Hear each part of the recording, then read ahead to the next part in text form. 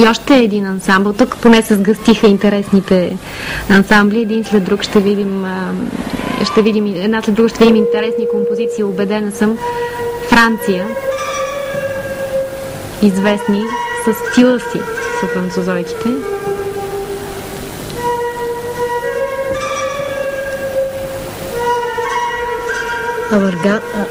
Авангардни доста.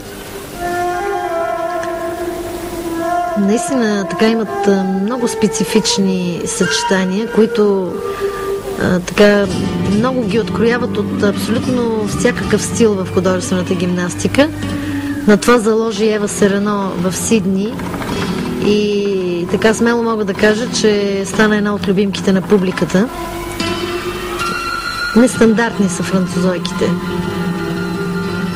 Но така, тъй като съм горе-долу наблюдател от самото начало на развитието на този спорт във Франция, така мога да кажа, че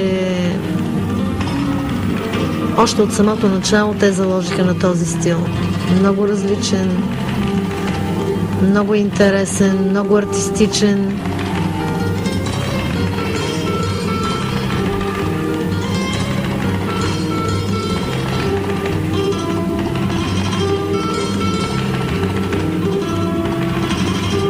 Мисля си, че ако съдиите наистина и хората, от които зависи в Международната федерация, помислят за промяната на правилника, с това развитие на художествената гимнастика спорта може да тръгне в съвсем различни измерения и да стане страшно популярен в света като спорт и така много зрелищен и харесван.